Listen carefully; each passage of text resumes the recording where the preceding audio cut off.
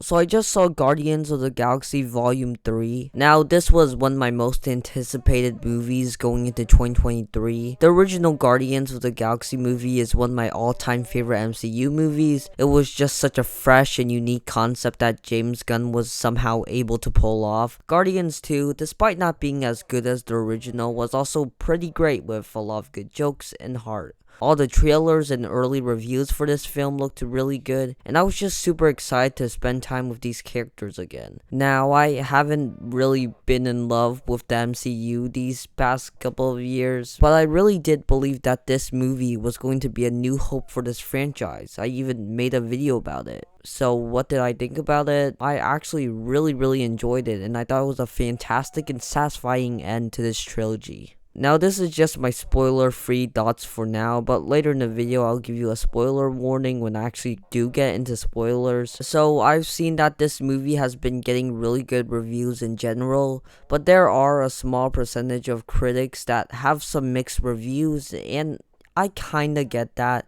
This is a very dark and somber movie. I would say that this is the darkest movie in the entire MCU. James Gunn really doesn't hold back in this movie, and there are some things that he does here that are really dark. This is a hard PG-13 movie. There's some gore, some dark themes and ideas, and a lot of animal cruelty. Like, seriously, I know some people can't handle it, so I'll just give you a warning here that there is a lot of cruelty towards animals. So since this is a very dark movie, I know some people aren't going to enjoy it and think the tone is all messed up, and it's fine if you don't. This is a very different MCU movie. But I actually kinda didn't mind, and I didn't have a big problem with the tone. The dark moments do hit, and they are really sad and emotional, but James Gunn somehow manages to balance the humor, playfulness, and lighthearted moments that we associate with Guardians of the Galaxy. He manages to balance that with all the dark, heavy, and serious moments. It's actually like really impressive. There are some really good jokes that I can laugh at, but also some really serious moments that I can get emotional toward. And James Gunn is able to maintain that throughout the entire film. The way that James Gunn can transition between these two entirely different tones is really something special. I was also engaged the entire time.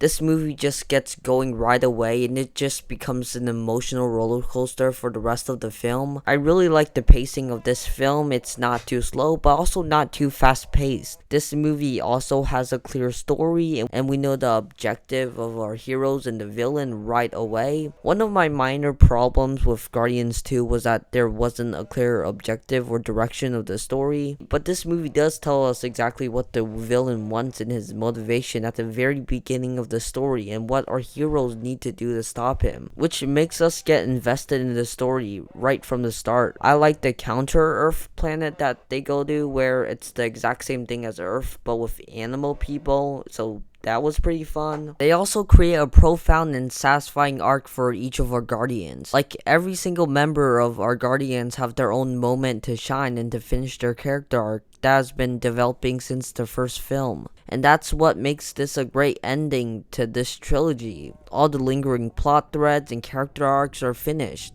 At the beginning of this film, we can see that our heroes are broken, and we've seen these characters change over time, and it's so satisfying seeing them finally find their place in this world at the end of this film. The standout here is obviously Rocket, who we finally get to see his tragic backstory. I love how James Gunn didn't dive into his backstory until now. It's way more emotional seeing what happened to him in the past when we already spent time with him in all of these other movies. The High Evolutionary is a really sinister villain, and I like how this movie doesn't even try to sympathize with him. Everything he does is just so disgusting and evil, and it's so satisfying seeing him being defeated. I wouldn't say he's a great villain. I feel like there are some scenes where he's just screaming and yelling for no reason at all, and just the characterization of him is kind of weird, but still a very menacing villain. The action is really solid in this movie. There's one sequence in particular in the final battle which is really fantastic and one of the best fight scenes in the MCU. The soundtrack is also really solid along with the cinematography, and this just felt like one person directing behind this film. Like, Marvel just let James Gunn do his thing without any interference, and it worked. This movie has a personality and feels really unique and not artificial or produced by committee. You can tell that there's a lot of heart and passion behind this project by James Gunn and everyone on the production team. Now, is this a perfect movie? No. I have some problems with this film. First of all, Adam Warlock was underwhelming. Like, his design was great, his fight scenes were good, and I like Will Poulter's acting. But he felt more like a henchman, more so than a main villain. He felt a little bit like Taskmaster in Black Widow, while not being as bad as Taskmaster. It's like, since James Gunn included him in the post-credit scene of Volume 2,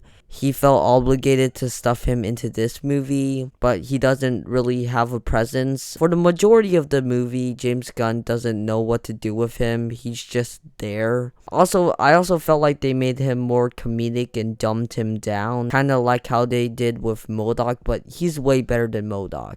I don't know, I just didn't think he was a great character in this movie. Now, if I want to talk about some of my other problems with this film, I have to get into spoilers, so skip to this timestamp if you don't want to get spoiled. So like I said, I felt like they were trying to get Adam Warlock to have that redemption arc at the end of the movie and join the Guardians, but they didn't know what to do with him in the middle of the story. I also didn't really get his motivation. It was the High Evolutionary that killed Adam Warlock's mom, not the Guardians. So why is Warlock trying to kill the Guardians in the final battle? Why not try to kill the High Evolutionary instead, since he was the one that caused the explosion? I'm just confused. Also, the High Evolutionary doesn't even stand a chance against the Guardians. Like, when he confronts Rocket in the final battle, he just gets destroyed immediately and all the Guardians defeat him. I wish that he could have had a better fight scene with the Guardians. Also, when Groot saves Adam Warlock and he was like, "Why did you save me?"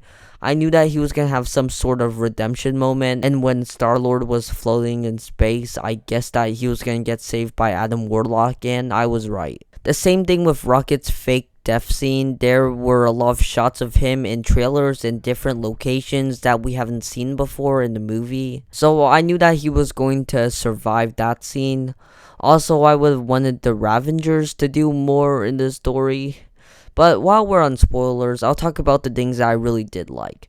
I really like how they ended Drax's arc. He was at the top of my list for most likely to die in this movie, but the way that this film handles him is way better. Lots of us forget that he was a dad before joining the Guardians, and that's why it's so satisfying seeing him interact with children and having basically a family again at the end of the movie. I also like how they make Star-Lord go back to Earth and meet his grandfather after all these years. The scene where Rocket sees all of these baby raccoons and he tries to rescue as much as possible, that was a fantastic scene.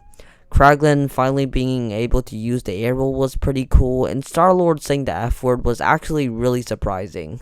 So that was just my quick thoughts on Guardians of the Galaxy Volume 3, and I thought it was a great way to close out this trilogy and say goodbye to all of these characters that we grew to love. I have some problems with this film, especially with Adam Warlock and how underwhelming he was, but I don't really care. This movie was just an emotional roller coaster. This is by far the darkest movie in the entire MCU, but it also balances that with the humor and lightheartedness. The jokes are solid, the action is fun, as well as the cinematography, and the soundtrack is also solid. Each Guardian member has their own moment to shine, and they close out each character's arc so nicely. This is just a great movie and a fantastic ending to this trilogy. This may actually be the best trilogy in the entire MCU.